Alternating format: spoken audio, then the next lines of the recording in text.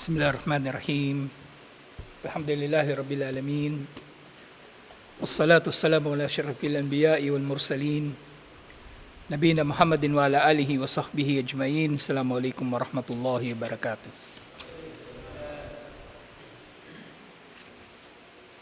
So, tapos na natin, alhamdulillah, yung salatul istisqa. So, inshallah, yung salatul kusuf.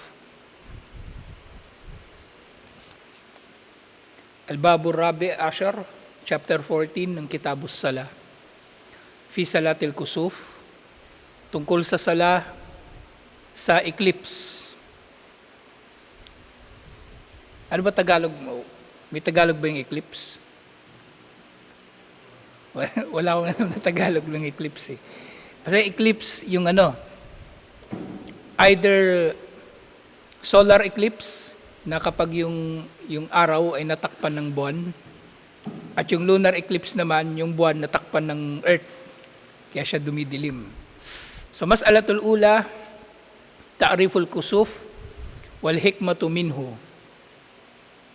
Ang kusuf, anong kahulugan nito at anong hikmah? Dito, bakit nagkakaroon ng eclipse? Al-kusuf, huwa inhijabu du'u ahadin ni rain. Ito daw yung pagkakatakip sa liwanag ng dalawang bagay na maliwanag. Yung ni-rain na tinatawag dito, at ito yung asyamsu wal qamar. Yung araw at ang buwan. So tinatawag silang dalawa bilang ni-rain, dalawang bagay na maliwanag. Pero actually, sa dalawang ito, yung araw, merong sarili niyang liwanag. Pero yung buwan, wala siyang sariling liwanag. Nagre-reflect lang ng liwanag yung buwan. Nagre-reflect lang ng liwanag ang buwan. Yung buwan, katulad ng iba pang mga planeta na nakikita sa mundo, halimbawa, sa mundo visible yung Venus at yung Jupiter. Na kapag makita kayo ng pinakamaliwanag na parang bituin sa langit, yun ay most probably yung Venus at yung Jupiter. Yung Mercury, hindi masyadong napapansin dito sa atin kasi madalas ang orbit, sa pag-ikot ng Mercury sa orbit, nando siya sa kabila ng araw. Ay hindi pala sa kanyang tama, sa orbit pala. Nasa kabila siya ng araw, madalas yung Mercury.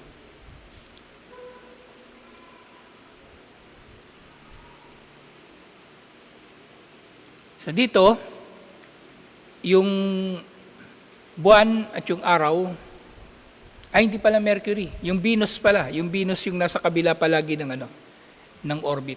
Yung Mercury ang may tuturing pa nga na mas malapit kaysa sa Venus. Pero hindi visible yung Mercury sa sobrang liit.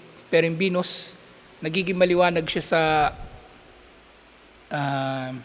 sa langit na para siyang star. Pero talaga siya, planeta. Nagre-reflect din kasi siya ng liwanag katulad ng buwan. Yung buwan, kaya mukha siyang malaki sa langit kasi malapit. Yung Venus, malaki pero mukhang maliit kasi malayo.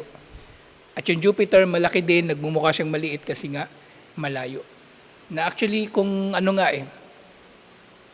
kung gagawa talaga ng to scale na representation yung solar system, yung araw, tapos iba pang mga planeta, Mercury, Venus, Earth, Mars, Jupiter, Saturn, Uranus, Neptune. Actually, yung magiging laki ng solar system, kung ang buwan sinlaki ng bola ng tennis, ang solar system, ang laki niya, sinlaki ng football field. Ganun siya kalaki. So napakaliit ng mga planeta kung ihahambing doon sa ginagalawan nila na solar system, kaya magkakalayo talaga din yung mga planeta. Magkakalayo sila. So dito, ang dahilan ng pagkakatakip dito, bisababi gairi mu'tad. So hindi ito palaging nangyayari. Wal kusufu wal khusuf bima'na wahidin.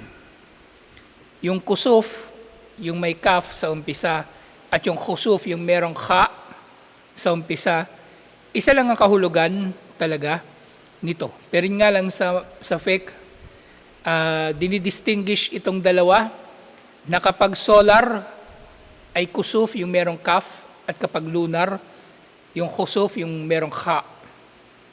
Pero isa lang ang kahulugan nito.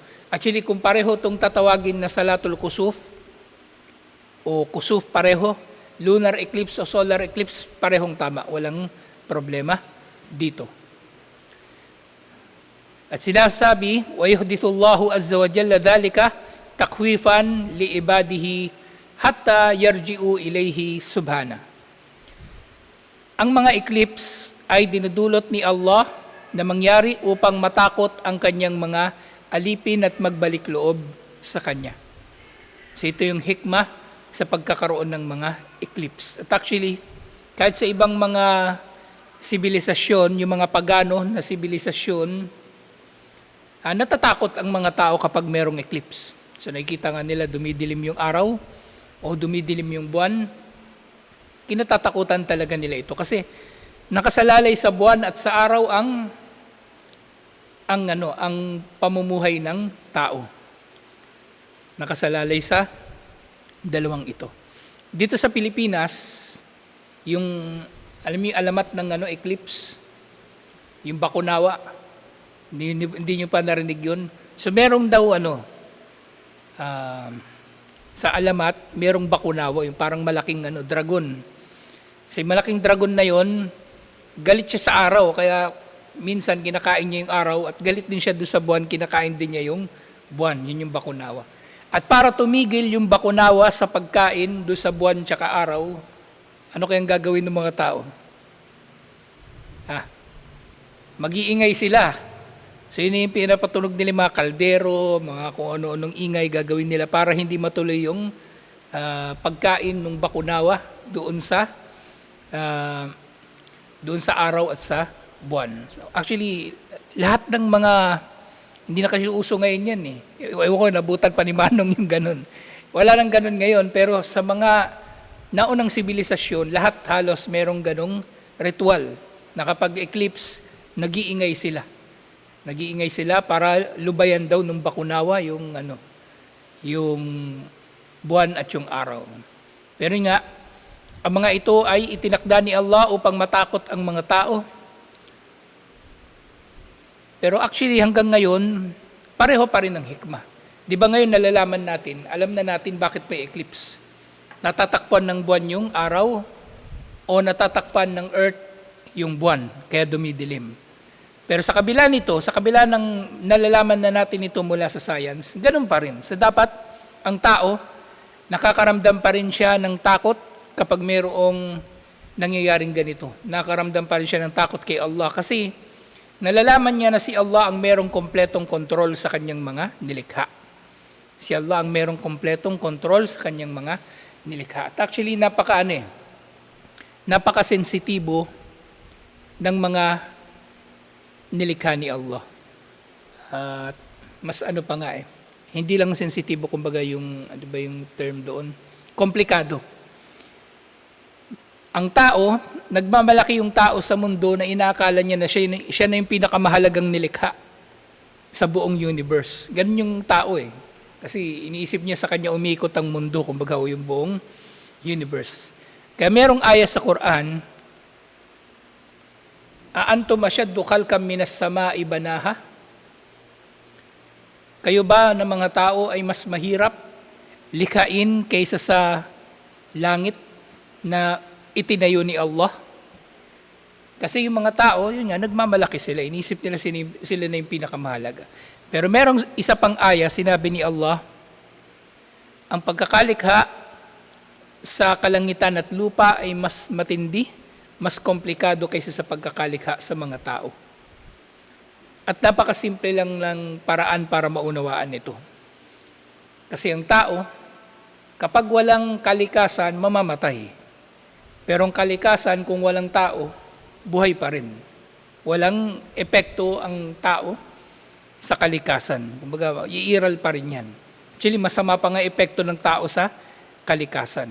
Yun nga, ngayon, laman palagi ng balita, yung global warming na tinataya na actually 1980s nagkaroon ng malawakang studies, pag-aaral sa magiging malawakang epekto ng paggamit ng fossil fuel, paggamit ng krudo, ng gasolina, ng coal sa mga power plant.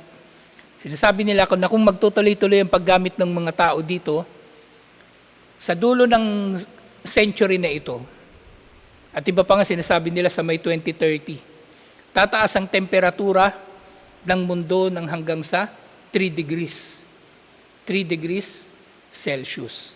At yung 3 degrees na yun, actually, malaking bagay na yun. Malaking bagay na. Ang 3 degrees na pagitan ng temperatura, halimbawa na lang sa tao, di ba? Normal na temperatura ng tao, 36, 37. Kapag siya umabot ng 40 yung kanyang temperature, mamamatay na yun, nagko-convulsion na halos, di ba? Kaya matindi yung 3 degrees na pinagkaiba ng temperatura.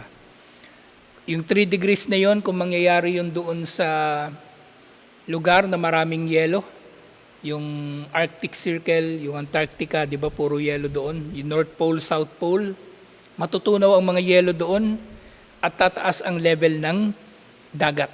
At sinasabi pa nga, dito sa Pilipinas, nasa halos mahigit 1 centimeter ang itinataas ng water level dito sa Pilipinas. Kaya ngayon Maynila, lumulubog na. Na kung mangyayari na isa sa mga worst case scenario ng pagkatunaw ng mga yelo sa mundo, maaaring tataas ang tubig ng water level ng tubig ng 10 metro. 10 metro. At kapag tumaas ang water level ng 10 metro, mabubura sa mapa yung buong Maynila. Ang matitira na lang Quezon City, Rizal, kasi mataas yung Rizal Bataan, pero yung Bulacan, malaking bahagi ng Metro Manila, Cavite, burado lahat yun sa mapa, mapupunta sila sa ilalim ng tubig. So, dapat yung tao, kahit ngayon alam natin sa siyensya, sa science na may scientific na dahilan ang eclipse. So, ang mga mananampalataya dapat ay nakakaramdam pa rin ng takot kay Allah kapag mayroong eclipse. Bilang pagpapakumbaba, syempre, at yun ang dapat na relasyon ng tao kay Allah subhanahu wa ta'ala. Katulad sa sinabi doon sa ayah,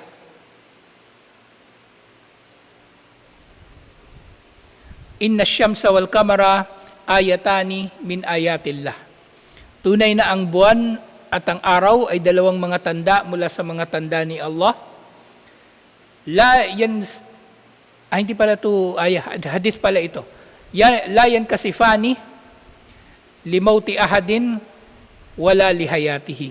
Hindi raw nagkakaroon ng eclipse dahil sa kamatayan ninuman o kapanganakan ninuman. Wa indama yukhawwifullahu bihima ibada. Ang mga eclipse ay nangyayari upang takutin lamang ni Allah ang kanyang mga alipin. At actually, merong tinatawag na sababul wurud o dahilan ng pagkakaulat ng hadith na ito. Kung bakit ito sinabi ni Propeta Muhammad sallallahu alaihi wasallam. So si Propeta Muhammad sallallahu alaihi wasallam, meron siyang, hindi naman niya asawa, kumbaga concubine, yung nga si Maria Kibtiya. Si Maria Kibtiya, Kibti, ibig sabihin Coptic. Iniregalo si Maria kay Propeta Muhammad sallallahu alaihi wasallam ni Muqawqas mula sa Egypt at ito ay kanyang naging alipin. At nagkaroon siya ng anak dito. So nasa Madina na sila nung panahon na ito. Meron siyang anak ng pangalan ay si Ibrahim. Dalawa yung naging anak ni Propeta Muhammad sallallahu alaihi wasallam na hindi tatlo pala. Si Al-Qasim tsaka si Abdullah na anak ni Khadijah at pangatlo nga si Ibrahim. Namatay pareho yung dalawa niyang anak kay Khadijah nauna na at yung kay Maria Kibtiya, si Ibrahim, namatay din. At nung namatay si Ibrahim ay nagkaroon ng eclipse. Kaya nagkaroon ng paniniwala yung ilang mga tao na nagkaroon daw ng eclipse dahil sa kalungkutan ng pagkamatay ng anak na lalaki ni Propeta Muhammad sallallahu alaihi wasallam, kaya niya ito nasabi. At ito ay hadith na iniulat ni Imam al-Bukhari at Imam Muslim. So hindi ito nangyayari dahil sa kamatayan o kapanganakan ni numan. Ito ay nangyayari, ang eclipse ay nangyayari upang takutin ni Allah ang kanyang mga alipin. Sa sumunod, al-mas'alatu thaniya, ang hukom dito, hukmus salatul kusuf wa daliluha. Ang hatol sa salatul kusuf at ang dalil dito. Wa salatul kusuf wajibatun ala ma saraha bihi Abu Awana fi sahihi. So ang salatul kusuf ay wajib. Pero ito wajib sa kahulugan na fardu kifaya. Okay, fardu kifaya.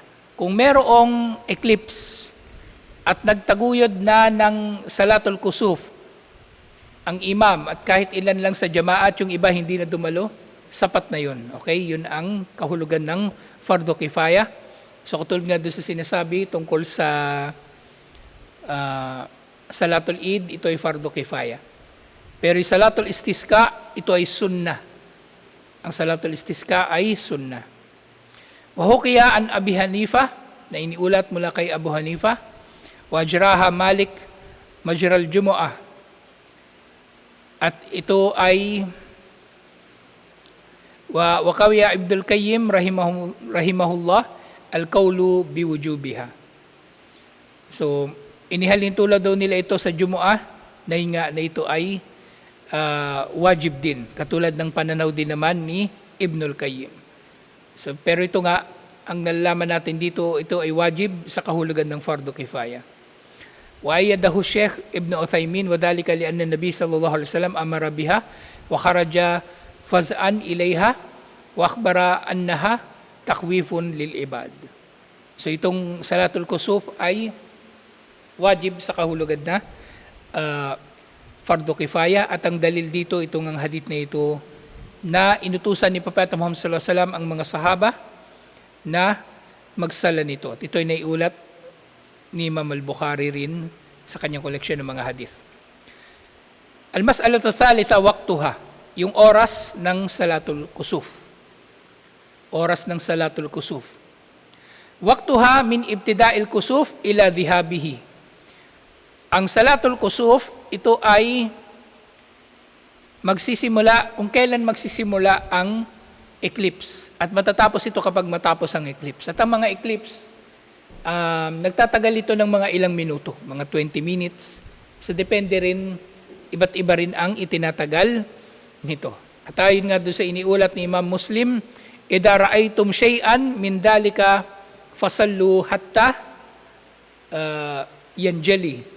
Kapag nakita kayo ng tulad nito na eclipse, ay magsala kayo ng salatul kusuf hanggang sa ito ay matapos. Ngayon, mula sa dalil na ito, sabi ni Propeta Muhammad sallallahu alaihi wasallam, idza ra'aytum. So halimbawa walang internet ngayon, hindi natin talaga alam. Tapos nakita natin may eclipse. So tatawagin natin yung mga tao. At tatawagin natin yung mga tao hindi sa pamagitan ng adan. Maaring mayroong mag-a-announce, may maglilibot, o maaring i-announce din as-salatul jami'ah, sala ng jamaah, pwede rin sabihin yun. Pero walang adan o ikama. At syempre, pwede rin mangyari na magsasala yung imam na mayroong microphone na naririnig siya sa labas ng masjid para malaman ng mga tao na mayroong sala. So, yun. Kapag makita natin. Ngayon, paano kung hindi natin makita? Halimbawa, wala mo ng internet ngayon. Walang internet, hindi natin nakita. Pero nabalitaan natin na mayroong eclipse ngayon. So, kapag balitaan natin, hindi natin nakita kasi maulap, pero mabalitaan natin pareho lang. Kung kailan dumating ang balita, magsasala tayo ng salatul kusuf. Pero kung halimbawang hindi talaga natin nakita, at wala rin dumating na balita, nabalitaan natin bukas na, kinabukasan na natin nabalitaan.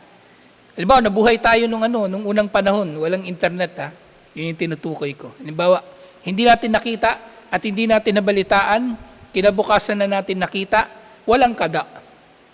Okay? Yan ang tinukoy ko bakit importante malaman natin. Walang kada, hindi kailangan ni kada. Kasi tapos na yung oras. Tapos na yung oras ng eclipse. Ngayon, isa pang usapin dito, ang mga tao na magsasala ng Salatul Kusuf, yung direktang makakasaksi na meron ngang kusuf, merong eclipse. Okay? Yung direktang makakasaksi. So, paano halimbawa, sabi ko kanina, di ba? Hindi natin nakita pero nagbalita. May nagbalita. Actually, kahit hindi natin nakikita ngayon, kung may nagbalita na nakita nila, halimbawa, nakita nila sa baknotan kasi hindi maulap sa baknotan, so pwede natin tanggapin yun. Pwede tayo magsala ng Salatul Kusuf. Ang tinutukoy ko rito na hindi sila direktang makakasaksi, halimbawa ngayon na, sa panahon natin ngayon may internet. Parang yung nakaraan, di ba, napabalita na mayroong eclipse. Pero ito ay makikita, masasaksihan lang sa Amerika. So sa ganung paraan, ganung pangyayari ng eclipse, hindi tayo magsasala ng Salatul Kusuf. Kasi hindi naman talaga siya makikita dito. Hindi natin siya makikita dito. Sa kahit saang lugar sa Pilipinas, walang sino man sa atin ang makakasaksi ng eclipse. Walang sino man sa atin ang makakasaksi ng eclipse. Kasi sa panahon na yon, gabi rito. At solar eclipse yung mangyayari araw doon sa Amerika. Masasaksihan nila pero hindi natin masasaksihan. So hindi tayo magsasala ng Salatul Kusuf kapag merong eclipse sa ibang lugar na hindi naman natin direktang masasaksihan dito sa lugar natin. Alhamdulillah. So yun yung nililinaw natin para hindi malilito yung mga tao. Kasi minsan may mga tao sobrang excited eh. Pag nabalitaan nila magkakaroon ng eclipse, magsasala sila ng Salatul Kusuf. Hindi ganun yun kasimple. So dapat ang Salatul Kusuf ay gagawin kung saan lang masasaksihan ang eclipse. Ngayon, kayfiyatuha al-mas'alatur rabi'ah, pang-apat na aralin. Ang Salatul Kusuf daw, either solar eclipse o lunar eclipse, pareho lang, walang pinagkaiba. Rak'atan, dalawang rak'ah. Dalawang rak'ah. Yukra'u o yakra'u fil awwali jahran. Sa unang rak'ah, malakas na nire-recite yung Fatiha at ibang mga sura. Laylan kanat o naharan. Gabi man o araw ay parehong malakas ang pagbasa sa Salatul Kusuf. Lunar eclipse man o solar eclipse, malakas ang pagbasa sa Fatiha was suratun tawila at sa mahabang sura. So babasahin yung mahabang sura. At dahil ito is hindi ito kabilang sa mga wajib na sala, ibig sabihin yung mga duhur, asar, maghrib, isya at fajar. So pwedeng magbasa ang imam ng mula sa mushaf o sa cellphone. Pwede. So dun sa unang rak'ah, magbabasa ng mahabang sura, syempre pwedeng ang magbasa ang imam mula sa cellphone o mushaf katulad ng tarawih. Thumma yarka tawilan at magruruko siya ng mahabang ruko. Mahaba talaga, mas mahaba pa sa ruko ng tahajjud o ng tarawih. Thumma yarfa fayasma wa yahmad. So pagkatapos niya magruko, tatayo siya at sasabihin niya sami Allahu liman hamida, Rabbana walakal hamd. Pero hindi siya magsusujud, wala yasjud. Bal yaqra'ul Fatiha wa suratun tawila dunal ula. Intindihan nyo? Nakapagsala ba kayo ng kusuf? Ikaw, Hasan, di pa? So yung unang rak'ah, di ba, Suratul Fatiha, tapos nagbasa ng ibang sura, tapos magruruko. Hindi, pagka tayo niya mula sa ruko, hindi siya magsusujud mula doon. Magbabasa uli yung imam. Magbabasa uli ng Fatiha at mahabang sura, uli. At pagkatapos magruruko uli siya, thumma yarka, thumma yarfa, tatayo siya, magsabi ng Samihallahu liman hamida, Rabbana walakal hamd, at saka lang siya magsusujud ng dalawang sujud. Ng dalawang sujud. Natawilatin, mahaba rin yung sujud. So, ibig sabihin, sa kada rak'ah ng Salatul Kusuf, dalawa yung ruku. Dalawa yung ruku. Thumma yusalli athaniya kal-ula, at gagawin niya yung pangalawang rak'ah na katulad ng una. Dalawang ruko din. Walakin dunaha fi kulli ma yaf'al. At iba yung babasahin na niya dito, syempre, iba pa sa binasa niya nung una. Thumma yatashahhad wa yusallim. At pagkatapos ito siya ay magtatashahhud at magtataslim. So ganoon lang, 2 rak'a, pero kada rak'a ay merong tig 2 ruku. Merong iniulat ni Imam Muslim mula kay Jabir, kasafat syams ala ahdi Rasulillah sallallahu alaihi wasallam fi yawmi shadidil har. Nagkaroon daw ng eclipse nung panahon ni Propeta Muhammad sallallahu alaihi wasallam sa araw na matindi ang init. Fasalla bi ashabihi, nag-imam siya sa mga sahaba, fa'atal al-qiyam, matagal siyang tumayo. Hatta ja'alu yakhirun, thumma raka'a fa'atala. So nanatili silang nakatayo at halos napagod din mga sahaba sa pagtayo at nagruko siya ng matagal na ruko, thumma rafa'a fa'atal. Tumayo siya at matagal din yung kanyang pagtayo. Kasi may pagbasa uli, di ba? Pagkatapos nun, pagkatayo. Thumma raka'a fa'atal. At magruruko siya ng matagal uli na ruko. Thumma sajada sajdatain. Siyempre, tatayo muna siya at magsusujud siya uli ng magsusujud siya ng 2 sujud. Hindi uli kasi dito lang talaga siya nagsujud. So yun na yung unang raka'a. Thumma qama fasana'a nahwu dalik. At tumayo siya para sa pangalawang rakaat, inulit lang niyang ginawa niya. Fakanat 4 rakaat wa 4 sajadat. So yung tinutukoy dito na rakaat, hindi yung rakaat na bilang Ang tinutukoy dito yung ruku. Naging 4 yung ruku at naging 4 yung sujud. Pero ang bilang ng rakaat, 2 pa rin. Wa yusannu an ya'dal imam an-nas ba'da salatil kusuf wa yuhaddiruhum min al-ghaflati wal igtirari bid-dunya wa ya'muruhum bil iktari min ad-du'a wal istighfar. So pagkatapos ng salatul kusuf, pwedeng magkutbah. So mainam na ginagawa minsan yon, mahinam na hindi yon ginagawa. At hihimukin yung mga tao na magbalik loob kay Allah, magparami ng dua at mag-istighfar, humingi ng tawad kay Allah. Ayon sa ginawa ni Propeta Muhammad sallallahu alaihi wasallam. Faqad kataban nasa ba'da salat, nagkhutbah si Propeta Muhammad sallallahu alaihi wasallam pagkatapos ng salah, sinabi na inna syamsa wal qamara ayatani min ayatillah. So katulad ng sinabi kanina, ang buwan at araw ay kabilang sa mga tanda ni Allah at hindi ito nangyayari dahil sa kamatayan o kapanganakan ni numan. Fa idza ra'aytum dhalika fad'ullaha wa kabbiru, kapag nakita ninyo ang eclipse ay manalangin kayo kay Allah at magtakbir, wasallu wa tasaddaqu, at kayo ay magsala at magkawang gawa. So sunna rin yung magkawang gawa kapag may eclipse. Fa idan tahatis sala qabla al-injilai fala tuad bal yadhkurullaha wa yukthir min du'aihi.